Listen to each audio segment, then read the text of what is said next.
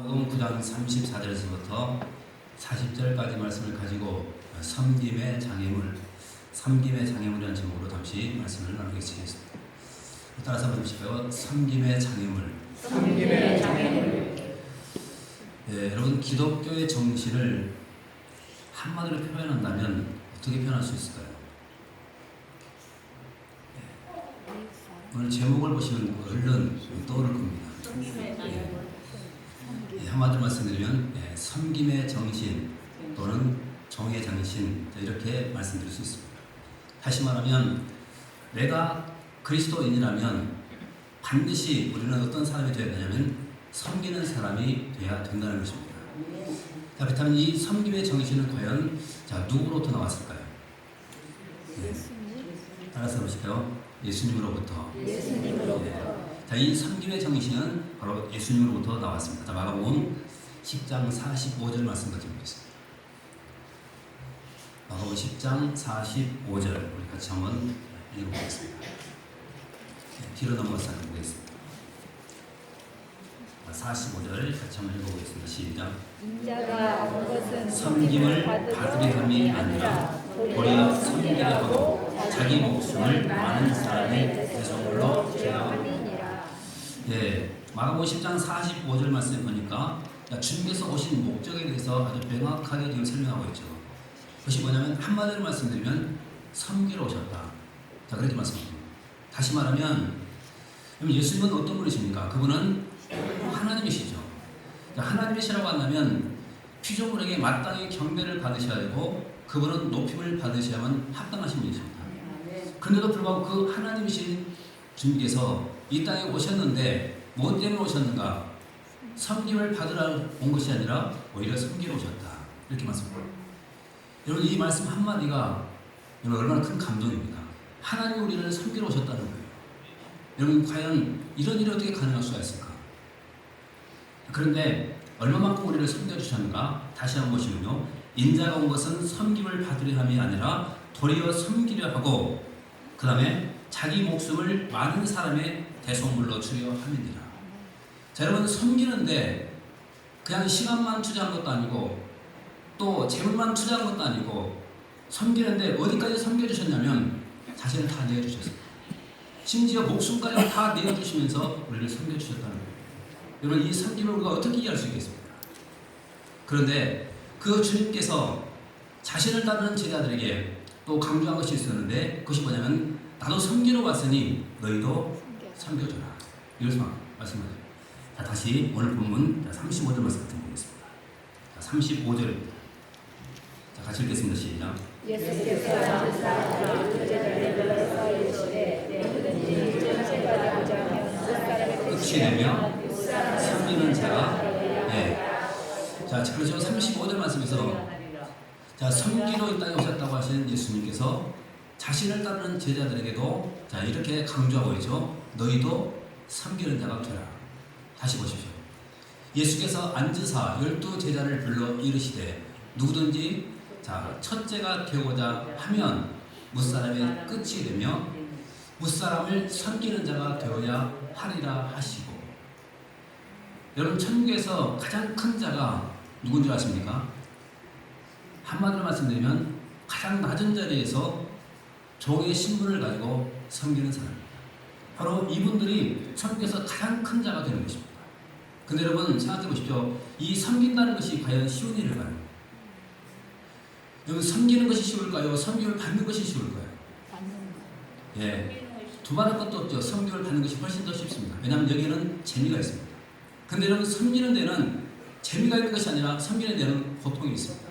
그래서 이 섬기는 것은 상당히 힘들고 고통스럽습니다. 그런데 성경은 분명히 우리가 말씀하죠. 섬겨야 된다. 그래야 하늘나라에서 큰 자가 된다고 말하고 있습니다. 그렇다면 우리가 섬기는 자가 되려면 어떻게 해야 될까?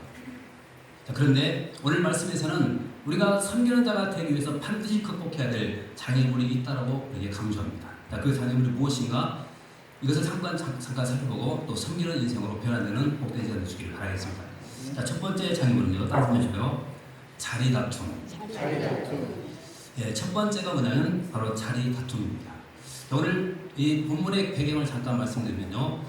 예수님께서 가이사라 빌립보 마을에서 제자들에게 두 가지 질문을 던졌죠. 자, 첫 번째 질문이 뭡니까? 사람들이 나를 누구라고 하더냐? 그때 어떻게 대답했습니까? 자, 세례요한, 엘리야, 더러는 선자 가운데 한 사람. 이렇게 대답을 했죠. 근데 갑자기 또 예수님께서 질문을 또 제자들에게 또 던지죠. 그렇다면 너희들은 나를 누구라고 하느냐? 물었습니다. 그때 베드로가 유명한 고백을 합니다. 한마디로 말씀드리면 주님은 그리스도이십니다. 이런 고백을 하시죠. 근데 이런 이 고백을 받으시고 예수님은 굉장히 기뻐하셨습니다. 그리고 난 다음 한 가지 비밀을 가르쳐 주셨는데 그 비밀이 뭐냐면 십자가의 길입니다. 여러분 이 고백을 받으시고 십자가의 길을 가르치셨습니다. 그리고 난 다음 제자들에게 뭘 강조했냐면 너희도 나를 따라오려면 자기 십자가를 지고 따라와야 된다. 이거 강조했습니다. 그런데 여러분 십자가를 지고 간다는 이것은 쉬운 일일까요? 어려운 일일까요? 어렵죠. 너무나도 힘들고 어렵습니다. 그래서 이 힘들고 어려운 이 십자가의 길을 성공적으로 가기 위해서는 하늘의 영광을 맛봐야 될 필요가 있었습니다. 그래서 예수님은 제자들 가운데서 세 사람을 대표로 데리고 가시죠. 베드로, 야고보, 요한을 데리시고 높은 산으로 올라가십니다. 그리고 그곳에서 변화되시면서 그 제자들에게 하늘의 영광을 보여주셨습니다. 여러분 하늘의 영광을 보여주신 이유가 뭡니까? 바로 그 영광을 본 자만이 힘들고 어렵지만 이 십자가의 길을 걸어갈 수 있기 때문에 그렇습니다. 그리고 난 다음 이 사건이 끝나고 다시 예수님께서는 이제 가버나움으로 내려가십니다. 근데 가버나움으로 내려가시면서 예수님은 계속해서 뭘 생각하고 묵상하셨냐면 십자가를 묵상하셨습니다. 자, 오늘 말씀 잠깐 보겠습니다. 자, 30절에서부터 32절까지 말씀 잠깐 보겠습니다. 자, 뭘 묵상하고 하셨는가 보십시오. 자, 시작.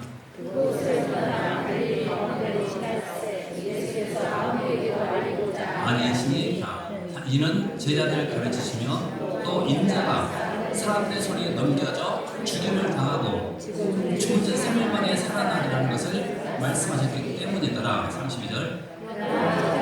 이 말씀을 깨닫지 못하고 묻기도 자, 지금 가버나움으로 내려가시면서 주님은 계속해서 지금 뭘 생각하고 계시는가 우리가 알 수가 있죠. 다시 한번 31절 말씀 보십시오. 자, 이는 제자들을 가르치시며 또 인자가 사람들의 손에 넘겨져 죽임을 당하고 죽은 지 3일 만에 살아나리라. 지금 십자가와 부활에 대해서 다시 말하는 이 십자가에 대해서 묵상하면서 지금 내려가고 있는 것입니다. 자, 여러분 이 십자가의 길은 힘들고 고통스럽습니다. 주님은 지금 그 십자가를 지금 묵상하고 계시고 그런데 제자들은 과연 이때 뭘 하고 있었을까? 다시 말씀 보십시오. 33절에서부터 34절까지 말씀 좀 읽어보겠습니다. 시작. 집에 계실 때 제자들에게 이르시되 너희가 길에서 돌아오는 것이 무엇이냐. 24절 그가 잠잠하니 자, 보십시오. 지금 가버나움으로 내려가고 있는데 예수님은 그 길에서 계속 십자가만 묵상하고 가고 있습니다. 그런데 제자들은 뭐하고 있냐면 33절과 34절 말씀 보니까 누가 크냐? 이것 가지고 지금 논쟁이 벌어지고 있습니다. 누가 크냐? 자, 근데 이 말씀을 더 좀 생동감 있게 우리가 보려면 자, 그 다음 10장으로 넘어가서 보시면 말씀하는데요. 10장 35절에서부터 37절까지 말씀 잠깐 보십시오. 같이 한번 읽어보겠습니다. 시작.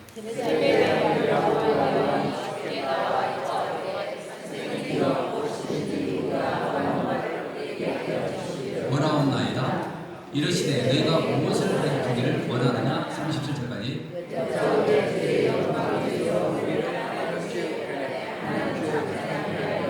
예, 보십시오.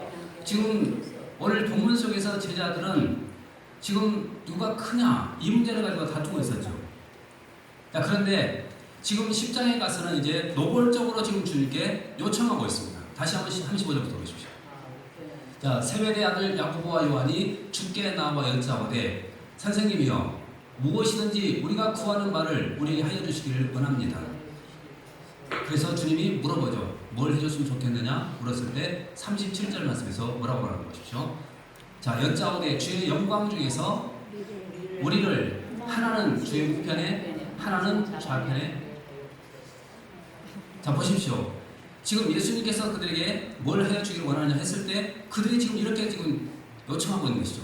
뭐라고 합니까? 하나는 주의 우편에 하나는 좌편에. 한마디로 말씀드리면 지금 뭐 하고 있습니까? 자리 다툼하고 있습니다. 자리 다툼. 지금 자리 다툼하고 있습니다. 여러분, 이런 자리 다툼은 지금 제자들 가운데서 좀 일어나고 있습니다. 이런 자리 다툼, 오늘 우리가 신앙생활은 이 자리에도 얼마든지 일어날 수가 있습니다. 여러분, 자리 다툼, 이런 권력 싸움은 국회에서만 일어나는 것이 국회에서만 일어나는 것이 아닙니다. 얼마든지 가정에서 일어날 수가 있고 교회에서도 일어날 수가 있습니다. 여러분, 가정에서 부부가 서로 싸우는 원인이 뭡니까? 한마디로 말하면 자리 다툼입니다. 누가 주도권 잡느냐, 이거 싸움이에요. 여기 교회에서도 마찬가지죠. 큰 소리 치는 이유가 뭡니까? 자리 다툼입니다. 누가 주도권 잡느냐, 이것입니다. 그래서 여러분, 교회 안에서도 이 계급은 분명히 어떤 이 직분을 계급으로 이해하는 사람이 많이 있어요. 여러분, 계급이 절대로 아닙니다. 아까도 말씀드렸죠. 여러분, 기독교의 정신은 대접받는 것이 아니라 섬기는 거예요. 그러면 내가 받은 직분을 가지고 우리는 거기에 걸맞는 섬김을 우리가 보여야 되는 것입니다. 그래야 되는 거예요. 그럼에도 불구하고 자꾸 우리는 내가 자꾸 대접받으려고 하고 있어요. 이거 상당히 잘못된 것입니다. 인간의 마음이 되는 것입니다. 네. 그렇죠. 인간의 마음이죠. 왜 이렇게 되었을까? 인간이기 때문에. 왜 이렇게 됐다고 생각하십니까? 저는 아무래도 유교의 영향을 많이 받았기 때문 아닌가 저는 그렇게 생각합니다. 그럼 과거에 우리나라가 그 유교의 영향으로 양반과 쌍놈을 나누어서 양반은 목에 힘주고 다니고 그런 시절이 있었지 않습니까? 바로 그것이 그대로 우리에게 젖어져 있습니다. 그래서 사람들을 만나기만 하면 가장 먼저 뭐 물어봅니까? 고향이 어디십니까? 나이가 어떻게 되십니까? 물어보죠. 그래서 나이가 한 살이라도 많으면 내가 너보다 형이다 하면서 얻기 힘들어합니다. 내가 높아지려고 합니다. 그러나 여러분, 우리가 절대로 높아져서는 결국 안 됩니다. 이런 자리 다툼 해서는 결코 안 됩니다. 그럼 어떻게 하면 우리가 이 자리 다툼을 극복하고 섬기는 삶을 살 수가 있을까 하는 것인데요. 자, 그것을 알려면 빌립보서 2장 5절에서부터 7절까지 8절까지 말씀 같이 보겠습니다. 같이 읽어봅니다. 시작. 너희 안에 이 마음을 품으라. 그리스도 예수의 마음이니 그런 근본 하나님의 번제시나 하나님과 동등됨을 취할 것으로 여기지 아니하시고 7절. 오히려 자기를 두고 존경 정체를 하사 사람과 같이 되셨고 8절까지. 사람의 모양으로 나타나사 자기를 낮추시고 죽기까지 하셨으니 곧 십자가에 죽으시라. 여러분 생각해 보십시오. 지금 예수님께서 십자가에 죽으셨습니다. 아까도 말씀드렸죠. 예수님이 어떤 분이십니까? 그분은 하나님이십니다. 그럼 마땅히 그분은 대접을 받으셔야 되고 높임을 받으셔야만 됩니다. 그런데 그분께서 어떤 모습으로 오셨냐면 가장 낮고 천한 모습으로 이 땅에 오셨다는 거예요. 그리고 가장 힘없는 모습으로 십자가에서 못 박혀 죽으셨습니다. 자, 그러면 내가 어떤 자리에 대한 욕심이 있는 사람이라고 한다면 여러분, 그 주님을 똑바로 한번 바라보십시오. 과연 그 주님을 똑바로 바라볼 수 있을까요?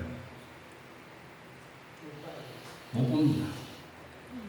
그 높으신 주님께서는 그 하늘 보좌를 버리시고 낮아지셨는데 어떻게 그 앞에서 우리가 높아질 수가 있겠습니까?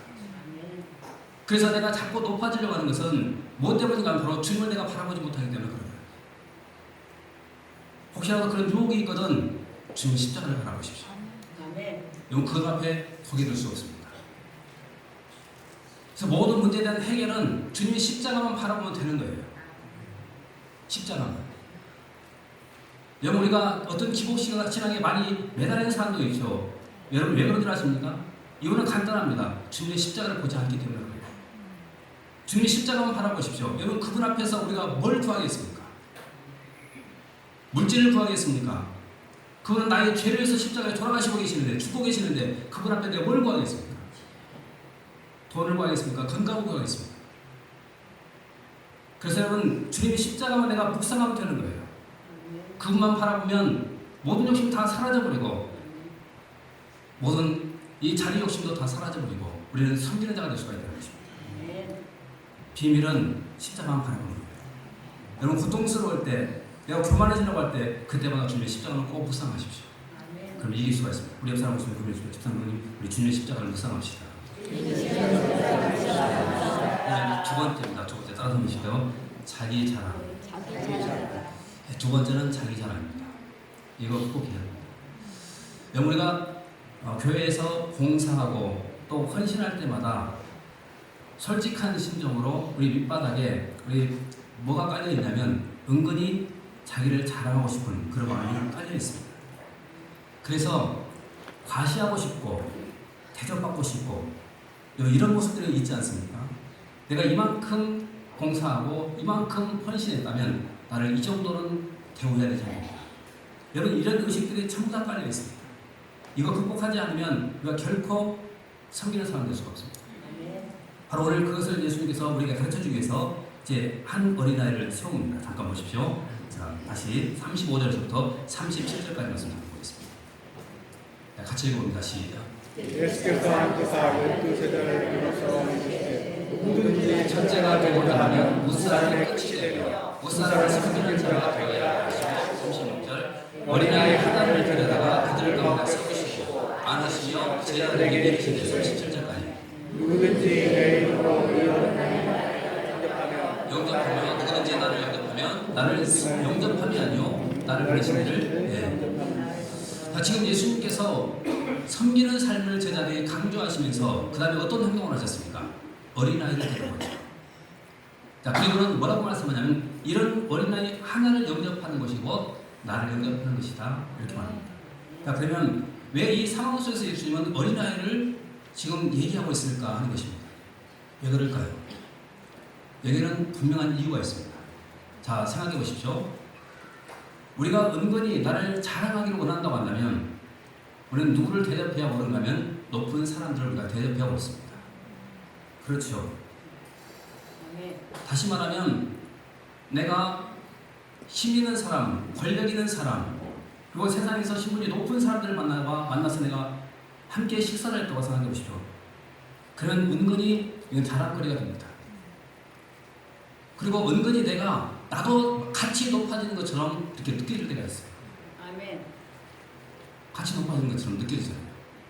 그런데 어린아이들을 우리가 한번 대접했다고 생각해 보십시오. 여러분 아이들을 우리가 대접하면 우리에게 어떤 유익이 있습니까? 아무것도 없습니다. 높은 사람들을 내가 만나서 같이 식사를 하게 되면 자랑거리가 되지만 어린아이 하나를 내가 섬겼다고 하면 이건 결코 자랑거리가 될 수가 없습니다. 그래서 우리 예수님께서는 바로 그런 어린아이를 지금 데려다가 제자들에게 뭐라고 이런 교훈을 남기고 계시죠. 바로 조건 없는 섬김. 이 섬김이 자기 자랑을 극복한다는 것입니다. 아멘. 그래서 여러분 우리가 교회에서 섬길 때 여러분 조건 없는 그런 섬김이 꼭 필요합니다. 대접받으려고 하지 마십시오. 자기를 과시하려고 하지 마십시오. 그냥 어린아이를 섬긴다 이렇게 생각하고 여러분 교회를 섬기시고 또 주어진 직분도 사랑으로 감당하십시오. 그러면 내 자랑 극복하고 우리는 주님만 자랑하면서 살기를 줄 믿습니다. 우리 입사람 말씀 고민해 주십시오. 집사님 우리 자기 자랑하지 맙시다. 그 다음에 세 번째입니다. 따라서 봅시다. 편가르기. 이것도 장애물입니다. 이거 극복해야 됩니다. 오늘 말씀 잠깐 보십시오. 자, 38절 말씀부터 읽어보겠습니다. 같이 한번 읽어보겠습니다. 시작.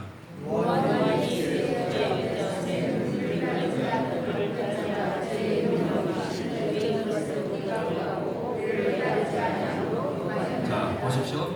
지금 요한이 예수님께 뭐를 말하고 있는가 잠깐 보십시오. 요한이 예수께 여짜오되 선생님, 우리를 따르지 않는 어떤 자가 있습니다. 근데 가만히 보니까 주의 이름으로 귀신을 내쫓고 내쫓는 것을 봤는데 문제는 우리를 따르지 않습니다. 그래서 어떻게 되죠? 우리가 금했습니다. 이렇게 해요. 자, 여러분 지금 요한은 뭘 하고 있습니까? 한마디로 말하면 네 편, 내 편을 가르고 있습니다. 너는 우리를 따르지 않으니까 넌 내 편이 아니야. 가르고 있습니다. 다시 말하면 내가 아무리 주님의 이름으로 귀신을 쫓아내고 권능을 행한다 할지라도 너는 우리를 따르지 않으니까 너는 내 편이 아니야라고 하고 있습니다. 그래서 금했다는 거예요. 우리가 교회 안에서도 마찬가지죠. 우리는 내 편, 네 편을 상당히 우리도 가릴 때가 있습니다. 내 편, 네 편이 어디가 있겠습니까? 생각해 보십시오. 여러분 가정 안에서도 한 가족들이 내 편, 네 편이 있습니까? 없습니다. 그런데 여러분 우리가 크게 보면 우리는 다름 아닌 한 가족입니다. 하나님을 아버지라고 부르고 있고 우리는 하늘나라의 가족들입니다. 그런데 여러분 그 가족들인데도 불구하고 내 편이 있고 네 편이 있다고 한다면 결코 이것은 아름답지 못합니다. 섬길 수가 없습니다. 그래서 섬김의 방향 가운데 하나가 뭐냐면 또 편가르는 것 이겁니다. 그런데 오늘 말씀 가운데서 요한이 내 편, 네 편을 지금 가르고 있죠. 그때 주님께서 하신 말씀, 자 어떤 말씀인지 한번 보십시오. 자 39절에서부터 40절까지 말씀 보십시오. 자 시작. 예수께서 이르시되 원하지 말라 내 이름을 택하여 만을 행하고 즉시로 나를 비방할 자가 40절 우리를 반대하지 않는 자는 자는 우리를 위하는 자니라. 자 예수님께서 뭐라고 말씀했습니까? 지금 요한은 내 편과 네 편을 지금 나누고 있는데 주님께서 뭐라고 하냐면 그 사람도 내 편이다 이렇게 말씀하셨습니다. 이런 한마디로 말씀드리면 편가르지 말고 함께 협력하라는 겁니다. 그럴 때 우리는 섬기는 자가 될 수가 있대요. 다시 한번 39절 말씀 또 보십시오. 자 예수께서 이르시되 금하지 말라 내 이름을 의탁하여 능한 일을 행하고 즉시로 나를 비방하는 자가 없느니라. 자 지금 요한이 금했던 사람 그 사람도 주님의 이름으로 지금 능력을 행하고 있습니다. 주님의 능력으로. 그런데 그 사람을 자 주님께서 뭐라고 하냐면 40절 말씀에 우리를 위하는 자다. 다시 말하면 우리 편이다. 그 말입니다. 자 그렇다면 생각해 보십시오. 교단이 다르고 교파가 다르고 교회가 다른다 할지라도 그들 모두가 다 주님의 이름을 부르고 있다고 한다면 우리는 다 한 가족들입니다. 우리는 그래서 크게 보셔야 됩니다. 만약에 우리가 육신적으로 살게 된다고 한다면 우리는 분명히 이 장애물을 극복할 수가 없습니다. 나를 자랑하고 나를 드러내고 또 편을 바르고 이런 모든 장애물을 극복할 수가 없습니다. 왜냐하면 우리의 본성 자체가 바로 죄를 품고 있기 때문에 그렇습니다. 그러나 내가 성령 충만하다고 한다면 우리는 이 모든 장애물을 다 극복하고 섬기는 자가 될 수가 있습니다. 그래서 우리가 주님 앞에 구하는 것이 뭐냐면 성령 충만을 구하는 것입니다. 우리 옆 사람 보시면서 보내주십시오. 집사님 우리 성령 충만을 구합시다. 그렇죠. 내 힘으로는 할 수 없지만 내가 성령 충만하다면 이 섬김에 대한 모든 장애물을 다 극복하고 우리는 섬기는 자가 되어서 주님 앞에 섰을 때 우리가 다 으뜸이 되고 칭찬받고 상급받는 하나님의 종들이 다 될 줄로 믿습니다. 이에 꼭 주인공들 되시길 주로 축원합니다. 기도하겠습니다. 은혜가 풍성하신 우리 아버지 감사합니다. 귀한 시간 함께 하시고 또 귀한 말씀 허락해 주신 거 감사합니다. 오늘 또 주님 말씀 또 잘 받았사오니 이 말씀을 기억하며 살도록 인도해 주옵소서. 무엇보다 주님 우리가 이 땅에서 사는 동안 섬기는 자로 살아갈 수 있도록 인도해 주시옵고 주님 만났을 때 섬기는 자로 칭찬받고 상급받는 종들이 다 되도록 은혜를 더해 주옵소서. 우리 성도들의 삶 가운데 항상 은혜가 넘치게 하시고 또 하늘의 신뢰가 복이 넘치도록 은총 내려 주옵소서. 감사드리옵고 예수님 이름으로 기도합나이다. 아멘.